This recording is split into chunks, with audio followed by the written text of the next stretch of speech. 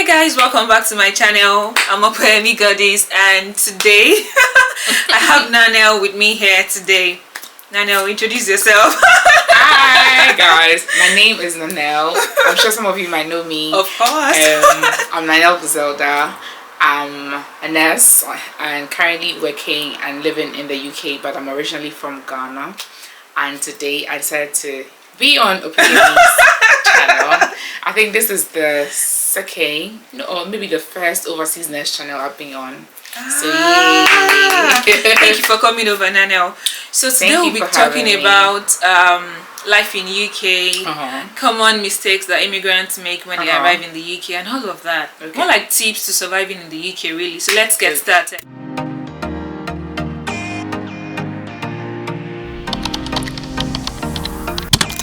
So what would you say are the most common mistakes that new immigrants make when they arrive in the UK?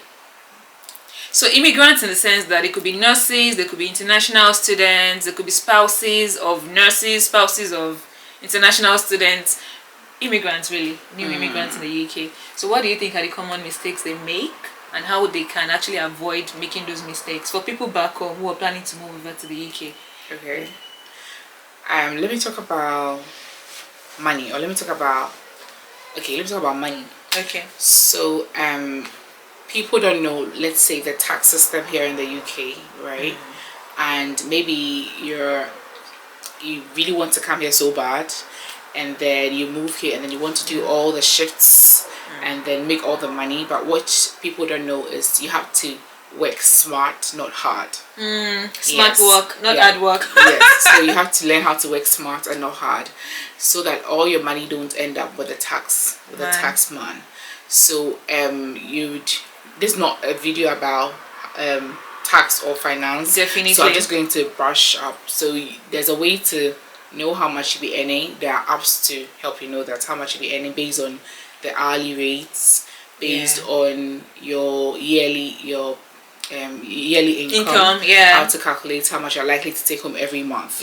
And then you can use this to help you, and then also use the HMRC app to know how much tax you're going to be paying if you work, let's say, 5 shifts in a day, 5 shifts in a week, or 6 shifts in a week, so that you don't end up using all your money to pay the tax man.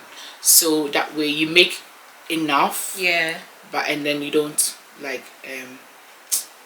don't spend too much on taxation. So that's one for me. And because you end up killing yourself, and then you realize that for the additional shifts that you actually did, you actually took home maybe like £20 or £50 for like an entire 12-hour shift. So you have to learn that and then save your energy, and then maybe channel it into something else like that will give you like passive income, like what a PME is doing, YouTube and all that. So that's my number one. Another thing I'll say is, with Africans, when we come to the UK, everybody wants to do something back home, and like you're saving and then you're sending money like home. Sorry, Nanelle, guys. Nanelle is actually Ghanaian. I forgot to mention that she's from Ghana. Go ahead. So people work so hard and then they send money back home for, let's say, to start property or something, maybe build a house or start a business back home. And I have been very, very careful with that, and especially because of my parents, like the experiences of my parents. My parents are nurses as well, not registered nurses, but in America.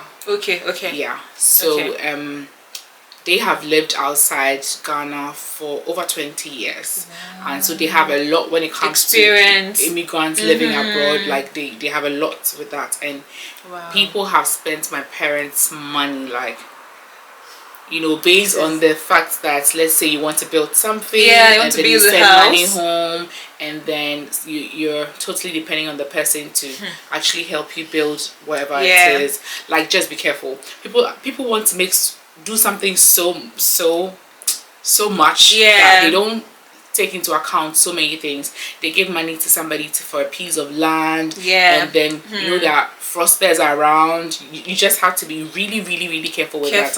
I think that it wouldn't hurt to get some days off work, buy a ticket. If you plan this early, you could actually get cheaper ticket. Go back home, go through the right bodies and then the right channels to actually acquire the property yourself or start something yourself. And then if there are people that you really trust, people that you really trust, yes, we should make a lot of emphasis on that. You can vouch for that they can start something for you. You understand? Yeah. And then from time to time, you can actually plan, go back home, and then continue the process. There's no rush. Yeah. It's better you take your time and then do what you want rather than keep sending money to people you're not so sure about for them to, spend your hard-earned cash. So that's another thing I'll say. Yeah. Another thing too is I feel like, when you're back here in this part of the world. Yeah. People back at home think you're earning so much. Nanelle, should I increase the volume? Gina just made a video about people thinking nurses make a lot of money. And I'm like, what we make is so ridiculous that you don't even want to tell people. Yeah.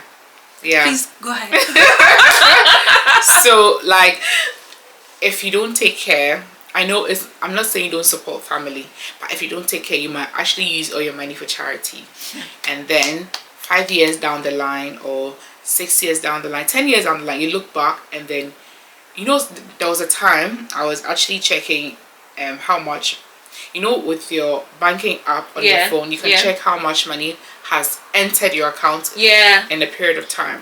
So you check how much money has come into the account. And then I saw the amount. I was like, oh my god, where did this all go? Because when I checked how much I still have left, and I'm like, so I actually had this coming in, and then where is it all gone? Because everything that came in had already been taxed. So it's not definitely. Yes, so it's money that came into my account, and where is it all? So you pay your bills. Let's say you're paying your rent, you're paying for your car insurance. Let's say you're paying your car loan. You're paying for so many other things. Utility bills and so many other things, and you have to send money back home. Be wise about it. 10 years down the line, if you look back and then you say, let's say you have to go home and you haven't acquired much, they're the same people that are going to laugh at you. Oh my god, Nanelle, this is something I say a lot of times. Like, sometimes when my husband and I are discussing, I'm like, 10 years down the line, these same people would, they would talk with themselves. They talk a lot. And they'll be like, well, they've been abroad for like 10 years. There's nothing to show. And it's really true. I know nurses that have been in the UK for so long. They take all the extra shifts. But when it was time for this lady to bring her kids, she had to loan money and beg people. Like, meanwhile, this person does all the shit in the world. This person, like, she had to loan money.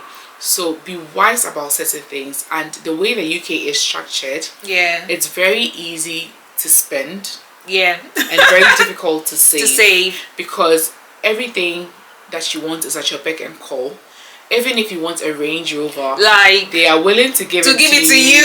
Sometimes some people can even say, even if you don't have any good credit history, they are willing to give it to you and then just pay this amount.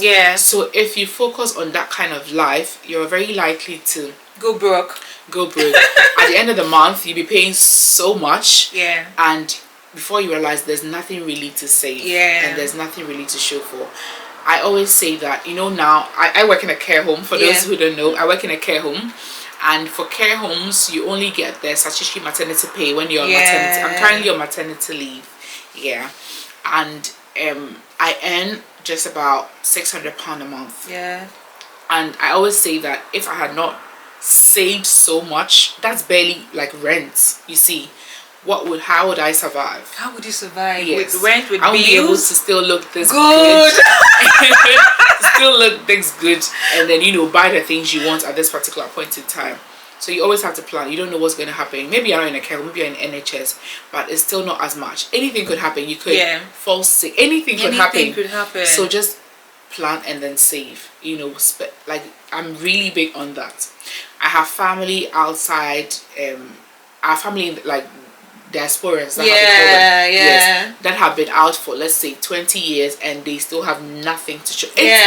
It comes so quickly, and then before you realize, so I'm really particular about that based on the life of my parents and then that of other stories they tell me, you know, from friends. So I'm really big on that. This is very key. Yeah, I'm really, really big on that. Be very careful with the way you spend.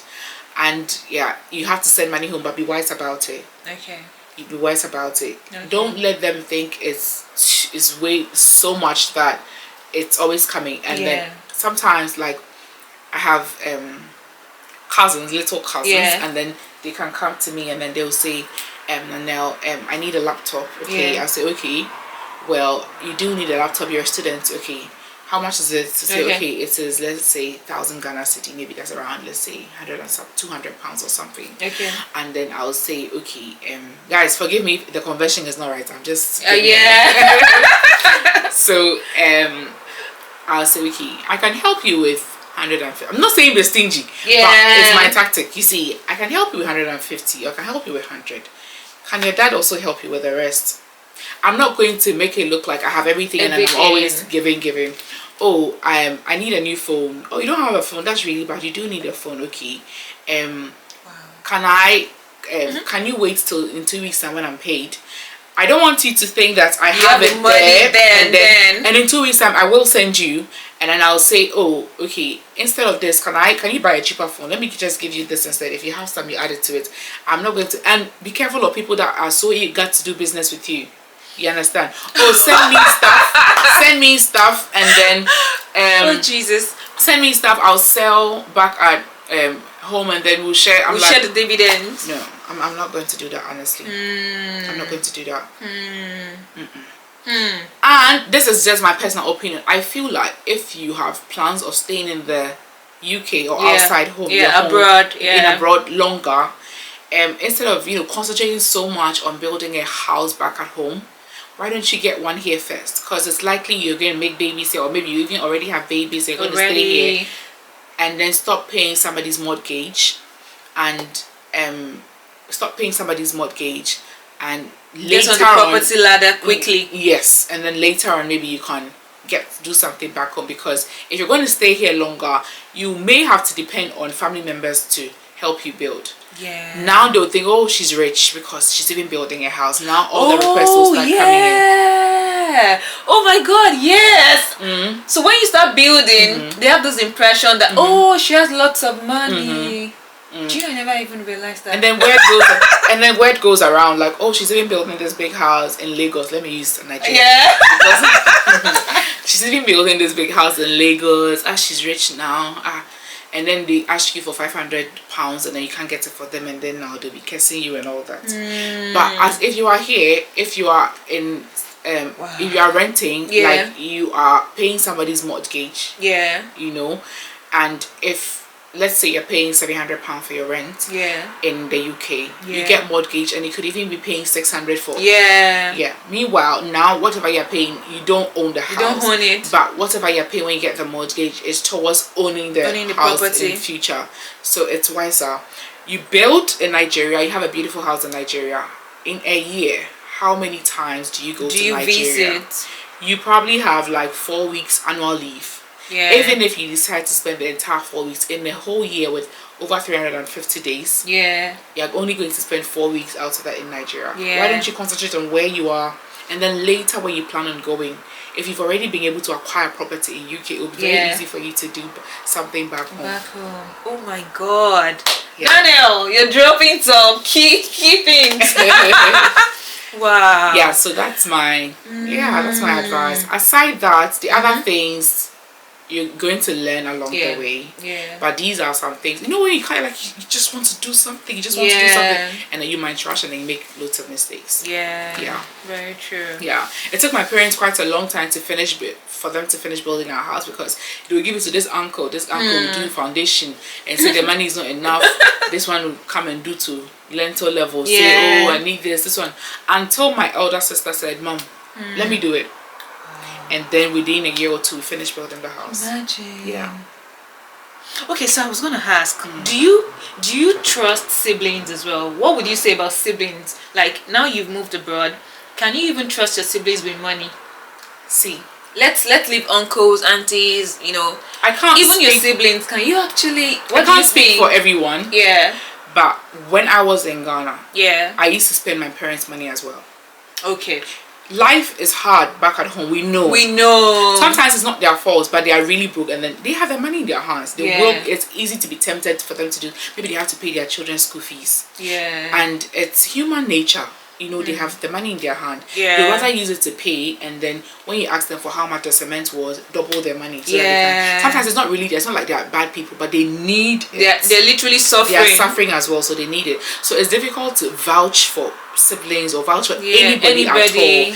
And sometimes some people, they're already good, like they don't really need your money, they're rich, well to do. So sometimes they just want to help you get to the level that probably they have already got into. It's different. Even that, there are some people who will still spend some money. I used to spend my parents' money, like I could inflate the prices of things. So I am their child, and I know how they are suffering. My mom does like 2-3 jobs, my dad as well, and then they give me the money, and then for their child, I was thinking how much more somebody who cares less about how they're suffering. So you can't vouch for anybody. You can't vouch for anyone. You really can't vouch. Okay, so what are the tips for surviving in the UK now? Now you're in the UK. Besides wanting to build back home, wanting to buy property back home, just basic things you need to do to survive in the UK. You know, we're coming from Africa. You know, the mentality we've always had from Africa, the way we do our things back home, you understand. So now you're in a new system with so many rules to follow, so many regulations, so many policies that you have to really follow. Do you get? And breaking those laws would mean that you'll be in trouble, really. So how do you survive, or how do you adapt and adjust to the system as an immigrant, a new immigrant? Well, I will say first of all, you have to know the system here.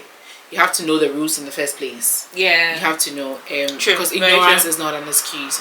So you have to join like a support group or support groups. If there's a WhatsApp group with Nigerian immigrants or Ghanaian immigrants in the UK, you can join from time to time. If there is any news or anything, people drop such stuff on the platform, and then you know what's happening.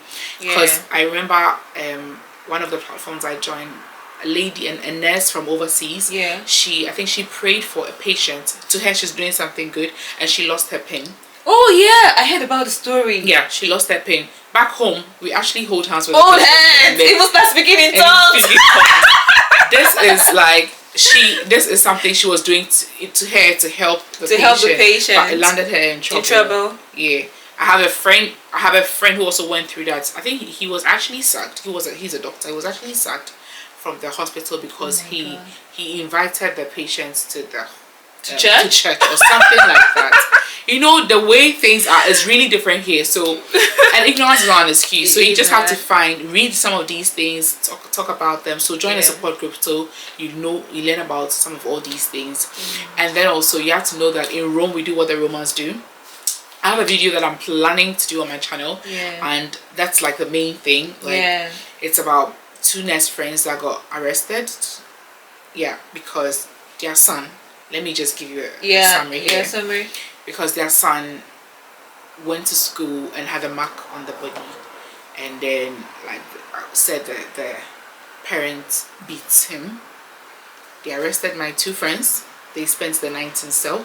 Oh Jesus! I think a night or 2 in cell, and then till date they are still being like investigated. They are still being investigated. Like in Rome, I have marks here. I have marks all over my body, and I carry them with pride.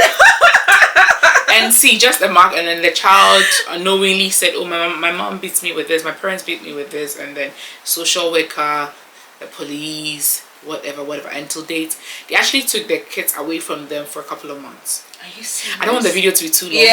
So I'll share. I'll watch out for that video when you put it up. Oh my god. Wow. So just in Rome, we do what the Romans do. Learn about the laws and then the rules and everything here, and don't forget somebody is always watching. You know, I say that a lot. Someone is always, sometimes you feel like you're so smart. Like a few friends of mine came into the UK for their master's degree. They came in September, and I was telling them to really isolate for the number of days stated by the government. guess what? As Nigerians, we're like, they're not going Nobody's to going know. to know. I need to go do groceries and all of that. Like, nobody would know. And I told them, someone is always watching. You might be very lucky and no one will end up catching you. But there's always that one person that will be caught. It's true. And will be in trouble and might end up going to jail. It's true. Yeah, so. Someone is always watching. Just act as if there's a camera somewhere all the time. Yeah. Act as if. That's what I told myself. Sometimes, like, a resident can really, really annoy you. You have to be patient as a nurse, obviously, but then you tell yourself, would you do this, what you want to do or what you're about to do, if there was a camera here or if somebody was? You tell that and you come back to your senses. You tell Very yourself true. and then you behave, and then it makes you a better person as well, because the more you do that, the better you become as a nurse. Just act like somebody's always watching and then do what you can do. Wow. Okay, so to wrap up, let's talk about what you miss about Africa. Obviously, you're from Ghana, I'm from Nigeria, and we share a lot of things in common. So what do you miss? Of course, I don't miss a lot of things about Nigeria. Trust me, I really do not miss a lot of things. I'm just being honest. I feel like living in the UK has further helped me to be more focused, more productive as a person. So I really don't miss a lot. Of course, I miss my family. So besides my family, I don't miss a lot of things about Nigeria, to be honest, except the vibe. And I'm not really like the outgoing type, so I don't even miss the vibes really. But I just miss the community of people, how you can relate with people. And of course, I miss my family. So what are the things you miss about Ghana now? Let's be specific. Or Africa, yeah. Maybe it's because I'm in Northern Ireland. You know, Northern Ireland, although we have African markets, like they don't really have loads of the things that you can get from an African market in London. Yeah, very true. You see, they don't have all the things. Yeah, because we are not much, and they don't want to run at a loss. So I miss the food. I miss the food back at home, and I miss family. And what else do I miss? No, I miss the feeling of, like, you know, you are at home. Yeah, you're not scared of doing things. You're more relaxed. You're at home. Home is home, no matter what we say. Yeah. Home is home. And the fact that what else? I don't miss the weather, no. Oh no, I don't miss the weather. It's so hot. I don't miss the weather. No. Just the vibe that you are home, and then over there you are Ghanaian, you're not black, or you're not African. You're Ghanaian, like you're not being like the. Yeah, I get it. Yeah. So that's it. Okay, so what are your closing thoughts? What do you have to say in general to new immigrants to the UK? Well, any closing thoughts? Just stay positive. Yeah. And I know we might face some form of discrimination one way or the other. Yeah. But just don't focus so much on it. Just put in your mind that it's probably a bad day for the person. And then move on. You focus so much on it, you become a very bitter person. Very true. And you blame everything on racism. Yeah, so Nanelle, people, do you know people, blacks, we like to pull the race card every time. You know, at times I'm like, they're not even being racist towards you, come on. Yeah, you're just being weird as a person. A lot of times, like, I remember when I resumed my job newly, I had to tell myself, these people love you actually, like, they're not being racist towards you. And by the way, I'm very lucky with my colleagues. God has blessed me with awesome colleagues. You know, when people complain, my colleagues are this, they're maltreating me, but I've never had such an experience. Shout out to orthopedic team in Basildon Hospital. These guys are amazing. That they literally look out for me. I've been sick for a while now, and they literally call me every day. Opie, when are you coming? They call me Opie. Like, they're so. But at first, I wasn't like that. I felt like. There are times they will say, Opie, it's pronounced this, not pronounced that. And then I take it personally. I'm like, are you saying I don't understand English? Are you saying I was being defensive? Yeah. But when I started seeing it in another way, I became very cheerful and accommodating. As a matter of fact, I would even call them, tell me how you guys pronounce this. You see. And then we became so close that now we're like family. So I should have come to Basel. I think it should have. So yeah, stop pulling the race card. Every damn time people just say, oh, they're being racist. They are not being. Of course, there are people that really are bad, but just don't focus on it. Yeah, don't focus on that. Just be yourself. How many minutes are you even spending with the person? I mean, and if it's at your workplace and then you're really not comfortable, you can leave. You can leave. You can leave. You can always get another job. And then here in the UK, really, you can always get another job. Trust me. Unlike back home, that you really have to struggle to get the job. Yeah. You might not like the job you would get, but you always get another job. Trust me. You always get. So, Nanelle, thank you so much for coming over. Nanelle lives in the Northern Ireland, and now she's in Essex. Just for fame. I flew over just for fame. I'll leave the link to Nanelle's channel in my description. But I know you guys know her already. Like, she needs no introduction. If you're already a subscriber to my channel, give this video a like. Let me know you're here, and then comment as well. Yeah, comment if you're already subscribed to our channel, and if you're not subscribed, of course, you know what to do. Subscribe to Nanelle's channel, and of course, show her some love. Tell her you're from me. All right, I'll be heading over to the channel to see people's comments. Like, I'm from Upwest channel. I hope you do. Come. So thank you so much. I really appreciate you for coming You're over. welcome. Thank you guys for watching. Don't forget to like, share, subscribe, and of course smash the notification bell so you'd always be notified when I put up videos on this channel. And of course, thank you for watching. I'll see you in my next video. Bye.